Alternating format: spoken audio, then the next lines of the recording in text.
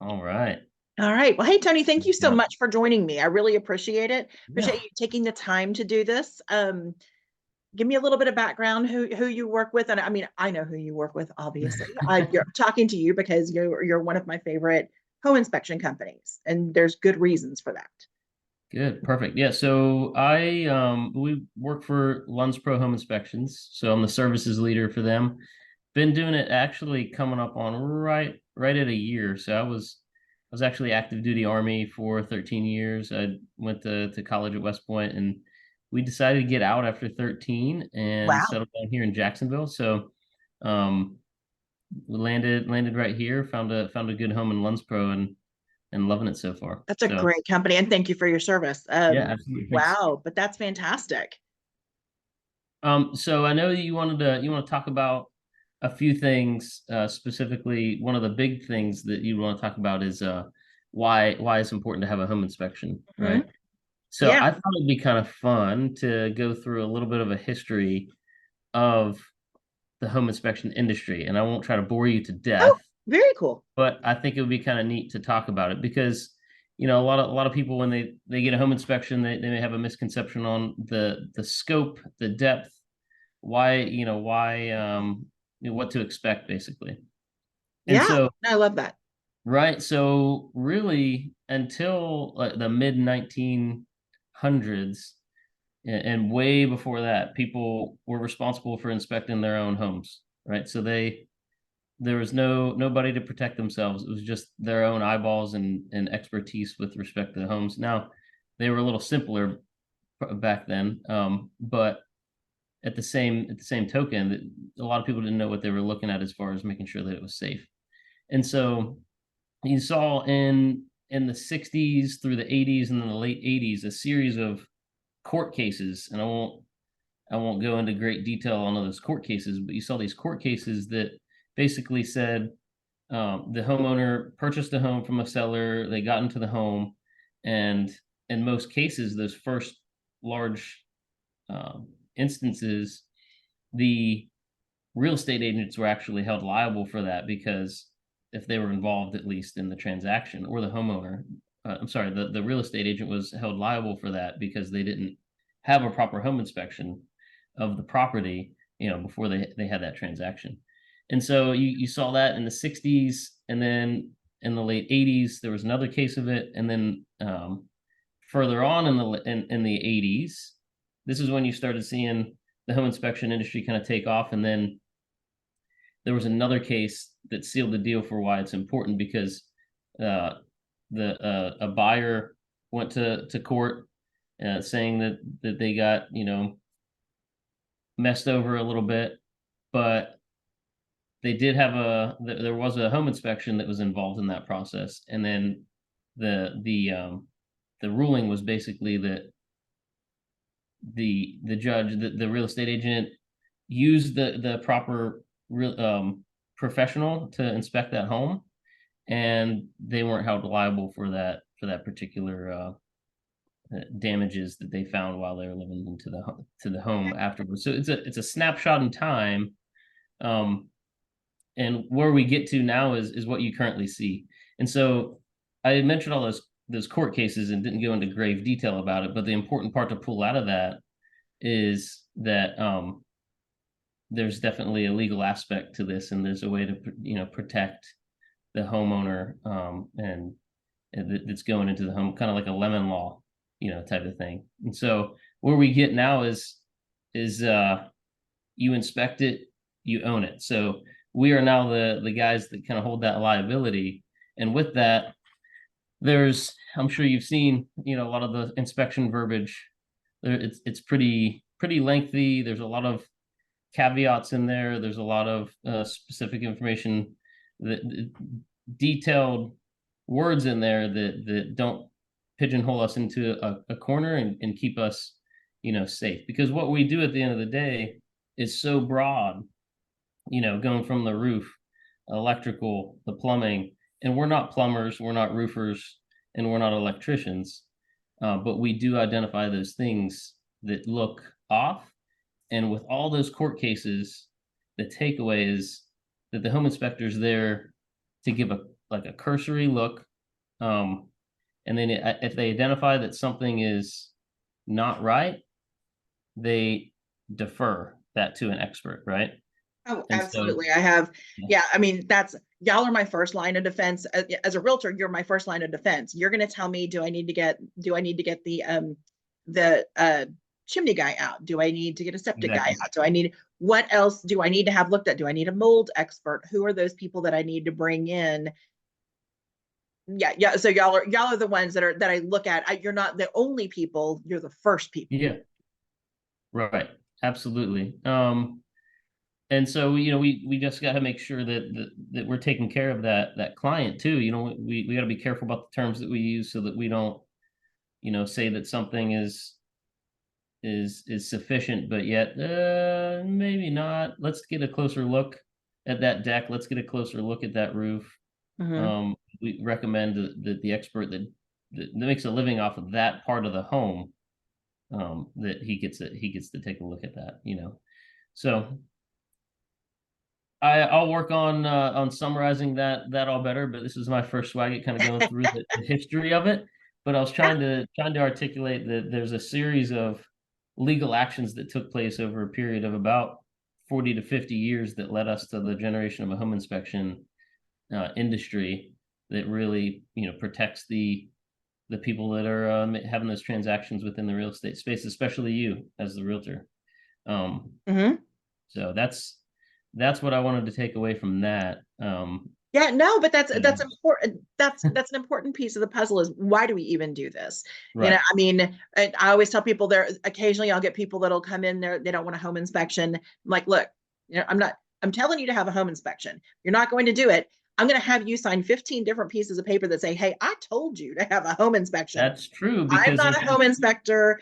Yeah, yeah, it is not I assure you, I am not crawling up under a house. I am not crawling up in the attic. You are not relying on my eyes to tell you what is up with this house. and that's exactly the right way to do it because as I've mentioned those previous court cases, those real estate agents were held liable because they didn't provide that service or direct their client to do it. So having them sign the documentation to ensure that they understand that it's your recommendation and they're going against that is huge. Right. So that's good that you do that. Oh, Um, absolutely. Yeah. And I mean, there's a reason I work with, only a couple of companies. I mean, I'm very selective about the companies and the people that I work with because it does matter who comes in and who does your home inspection. Lunspro is yeah. one of those companies that y'all do a really good job.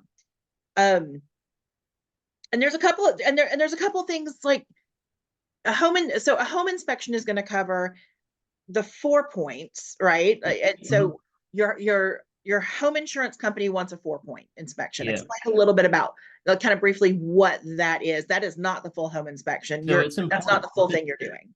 Absolutely. Thank you. I think it's important to understand who the audience is for both of these, right? Mhm. So, who's the audience for a home inspection and who's the audience for the 4 point? We understand those are vastly different because that home inspection, that report is lengthy. It is about, 60, 70 pages ish, depends. It kind of depends on what Hopefully, you find. hopefully it's only that long.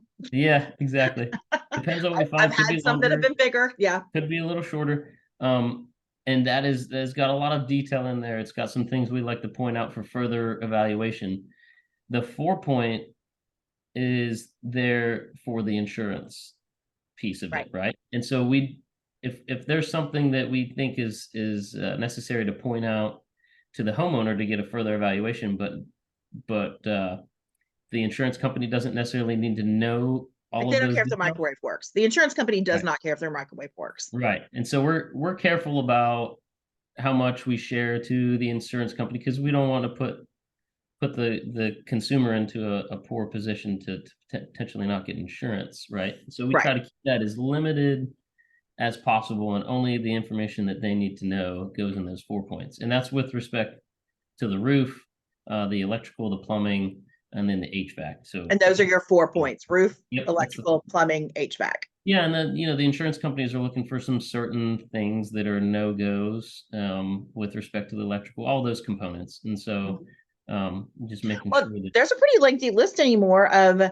electrical panels that are not insurable. Where it used to yeah, be 3, 4 years ago, it was maybe half a dozen of them. There's a lot more now.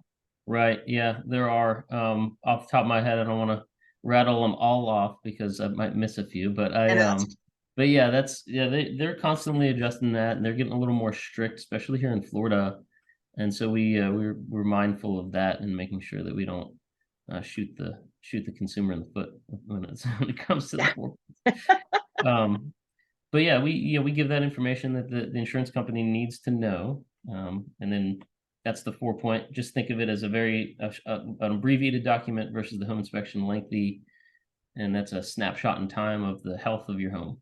So Right. uh, That's the other important thing. It is a snapshot in time. So yeah, if you and typically we are conducting, I am as a realtor, I am ordering a home inspection. I'm providing options to my customer of home mhm, inspection companies. They're going to tell me who they want to choose as their home inspector. I'm going to order that home inspection and get everything scheduled for them. right, And that's happening in the first 10 days of the contract, more than mhm, most of the time. And we try and get it done sooner rather than later. In a 30-day contract, we hope that everything's fine for the 20 days between the end of the home inspection and the closing date. That's why we do a final walkthrough. That's why we, yeah. all of those things. But yeah, but it's a snapshot in time, which is of course can be not a lot of fun when you move in the day after closing and all of a sudden the water heater's not heating or something like that. Yeah, we do our absolute best. We understand that may be that's a difficult thing as a client when you get into your home. I just had this home inspection and they said everything was good. That's why we make sure when we take pictures of the HVAC coming out of the vents that we identify it's coming out with the thermal camera. It's cold, right? And the things that we're able to do, the faucet, we take a thermal image of the water coming out to show that it's hot, in the oven and things like that. So we do our best to capture that to be as clear as transparent as possible so that homeowners understand. And it's a bit of covering our own behinds too, because it's I hard to mean, go back in time and say, no, that was working, I promise. But when you have a picture with a thermal image showing the difference, then they have that, to right. go off of. So um that's that's good. That's important for people to understand as far as the scope. Understand it is a snapshot in time, and I have all of our inspectors for the most part have every day two or maybe a third inspection. There's quite a bit they have to get through on an inspection, and so Yeah, typically there, depending on the size of the house, for a good 2 hours, if not more. oh yeah, they're usually three. Yeah, a solid 3 hours is kind of the norm. Um, yeah, takes a little while because we also do the WDO That and was going to be my next question. Explain, yeah, explain to people. So, what are the high points that a home inspection consists of versus a WDO? What is a WDO? Because a lot of people don't know that. yeah. So when you talk about the scope of a home inspection, we go beyond that, and for instance, a representative number of windows within a particular room. That's not all, So ASHI and INTERNACHI are both the same.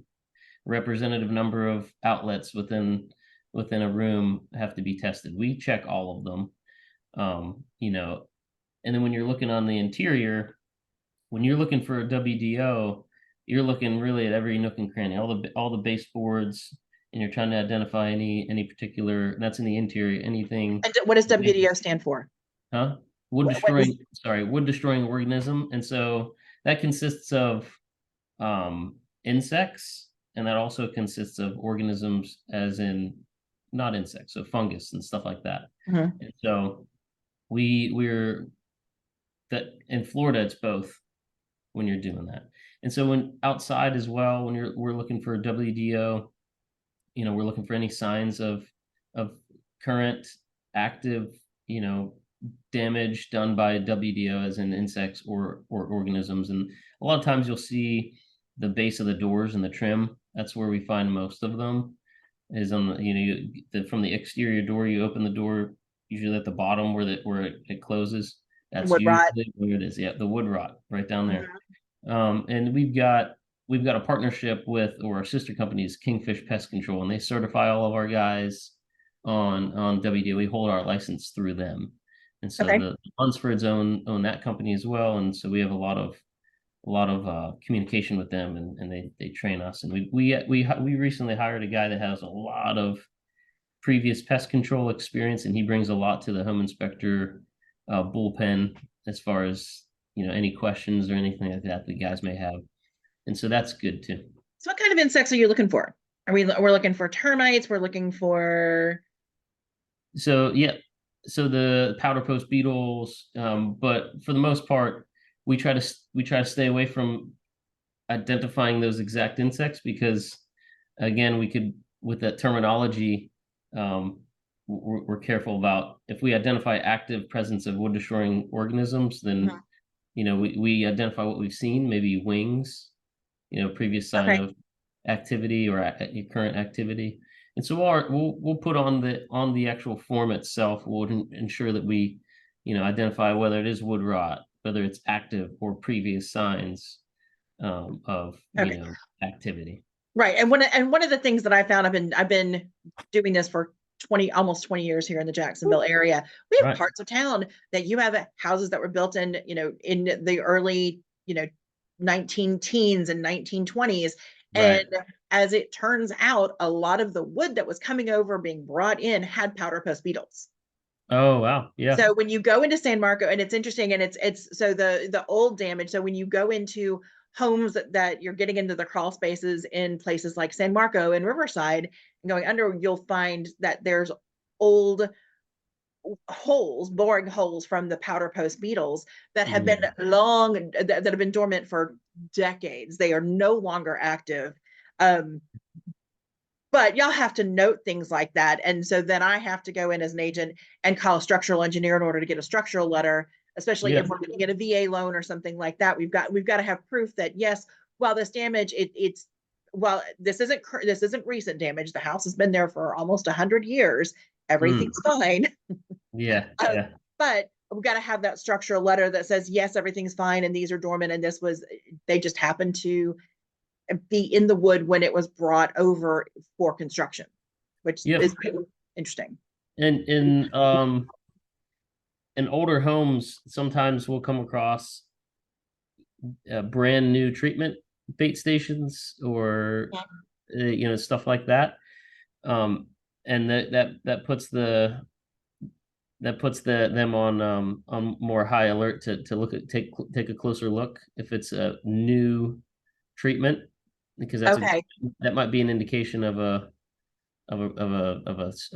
recent activity, that they're fair enough. treating. So if So you see like termite bait stations and things brand like new, that, well, if they're like brand spanking new or stuff like that, they take a closer look. But in we theory, talk you're about, going to hope that that's been disclosed to the buyer prior to yeah, that. and That usually isn't always the case. they'll have a sticker on the electrical panel, Mhm. and the box will be checked as treatment, and then hopefully they put that on there. They usually do. Right. So that's that. But if we see activity that may be indicative of swarms, it takes about 3 to 4 years for those um, termites to swarm, and so that's 3 to 4 years that they've been eating on that wood, and Oh, so that needs to be seriously looked at. So that's another thing that we try to point out too. that's actually really interesting. I didn't know Yeah, that. yeah. Okay. So That was if we're that was going in new, and we see a swarm of termites in a house, that damage started quite some time ago. yeah, That isn't brand new anything. right. And the Okay. interesting about those bait stations is these the termites, they all have different jobs, right? So that you got the warriors or the soldiers or whatever, you've got the workers, and the workers go out and look for food, and they find the food, they bring it back so they can feed everybody. And so those bait stations lure them in to like, basically chemicals that eliminate their ability to reproduce. And so they Okay. bring them back to the colony, Mm-hmm. then they eventually just stop reproducing. Okay. So that's kind of how that stuff works. Pretty neat. But Yeah, that's interesting. So it'll take a generation, but that's kind of all you yeah. need is a generation, and that's a quick generation. Mm-hmm. Interesting. Okay. Um, let's talk about the bane of my existence. Actually, What's there's that? two of them currently, Uh-huh. fireplaces and roofs. Okay, let's talk about roofs. So Florida, as we know, we love it because of the sunshine, but the sunshine and the proximity to the equator, it damages roofs bad, right? So you see the asphalt shingle roofs. You may see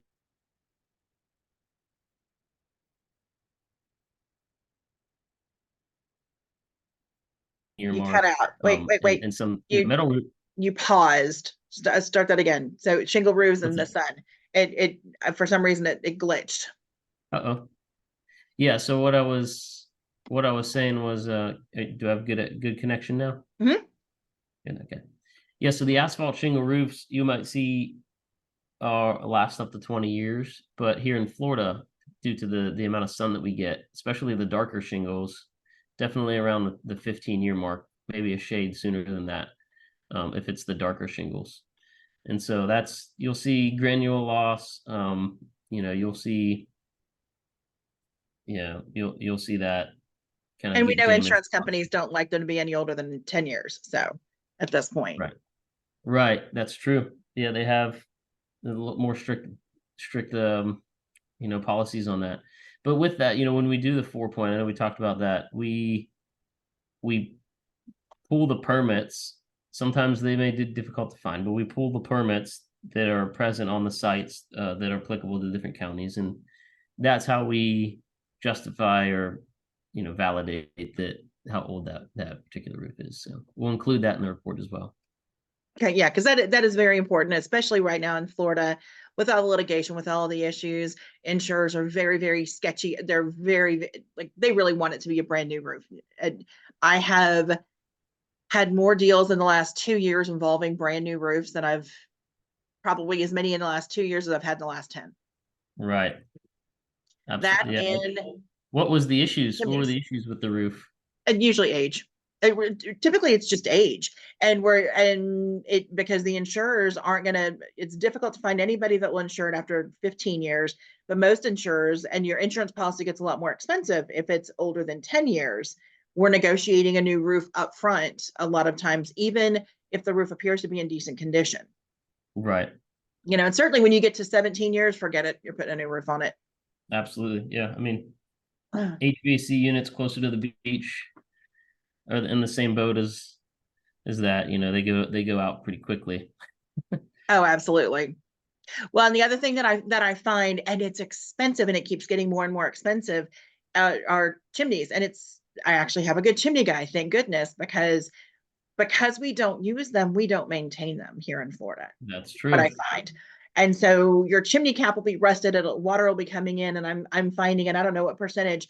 I know as an agent, it's an issue on easily 40% of the properties that I have dealt with in the last couple of years. And Really? it's a $10,000 problem. It's not Mhm. a $500 problem that we're talking about. It is thousands of dollars. Yeah, Um, because the roof penetration, anytime you've got something poking out of the roof of that size, then it's something that could impact not just the fireplace itself, but the area surrounding it. yeah. So yeah, when we inspect these, we're looking for a couple. Again, that's one of our big folks when we're walking around the roof. That's the primary method. We walk. If we can't walk, then we've got poles, or some guys are drone certified, so they use the drone. But we're checking out, like you said, that portion of the chimney that is the roof penetration that could potentially have water damage going down into the home. So we're looking at that. We're going in. One of the things that people are curious about is within our standards of practice, we're not supposed to turn on the pilot light if the pilot light's not present. Okay. It's just a lot of question marks. with you know, if it's a gas fireplace, of course, is that gas line, is it off for a reason? We don't know we don't know the reason. So we got to be careful about that. We've, you know, come to things like that where maybe a breaker was off. We don't know why the breaker was off, so maybe we can't test the room, or Okay. the water's turned off. We don't know why the water's turned off. Maybe it's turned off because there's a fixture that's completely exposed that we haven't gotten to that portion yet, so we won't turn on the water if the water's turned off. Stuff that we've learned the hard way as an industry, right? So not necessarily Lunspro, but as an industry writ large. And so that's one of the standards of practice, is that specifically the pilot light for the pilot flame for the Yeah, that makes for, a lot of sense. yeah. And I know we've only got about 10 more minutes before this thing shuts down. Uh, Uh-oh. but there are a couple of standard of practice things. And one of the things that I, over the years, have realized about staying in your lane as far as home inspectors go, and there are some home inspectors out there that do this, that it's disturbing to me that they do this, Uh-oh. which is include quotes in the home inspection as to how much something's going to cost to repair. Hmm. Um, and I know we hadn't talked about discussing this ahead of time, but That's can you fine. talk a little bit about why you don't do that? Yeah.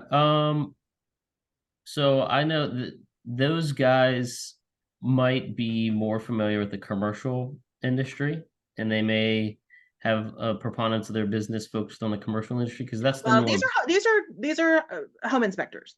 Okay, but We're talking about residential home inspectors. so as just a point of clarification for the different industries, right? So you have that's an expectation within the commercial industry because you have sometimes you don't even inspect the entire, you know, roof, electrical, plumbing. Sometimes the investor really only wants to know about the HVAC, or they only want to know about the roof. And so then you bring a professional roofer on and they provide an estimate, or you have a method to do that yourself. But yeah, we steer away from that. We have preferred contractors or professionals that we put at the bottom of our portal, Mhm. and if we've got them in there, we've got a handful of them in there right now. If you can press get quote and it'll produce a PDF document, send it to them, and they take care of the quote. But Mhm. we don't want to. That's not our wheelhouse. We stay away from that because that's we just get an accurate snapshot, a look at the house, and then you guys take it from there with the Right. Well, negotiation piece. if a Yeah. plug isn't working, if an electrical plug isn't working, your Oh job yeah. as a home inspector is to say, hey, that plug doesn't work. It's not to determine Correct. why, right? Right. And that's and I mean, I don't want to be putting No, answers that goes no, the 100%. That goes back to the court cases that we talked about, and making sure that you know you focus on that specific verbiage right. that you're Because your talking. job is to tell us what we need to dive further into. Hmm. Basically, you tell well to tell us a whole lot more than that. I mean, a home inspection is going to tell us a lot about what's going on in the property. But again, it's like if the electrical plug isn't working, you're not diving in. You're not figuring out why that electrical plug isn't working. You're saying, hey, you might want to call an electrician. If the Right. HVAC's not cooling, you're not going to go in and try and fix it or tell me what I need to do to fix it. You're going to say call an HVAC person. Exactly. Or if we see you know, if we won't give an estimate of how much longer something will last. There's industry norms or material sort of norms, like we talked about the roof, right?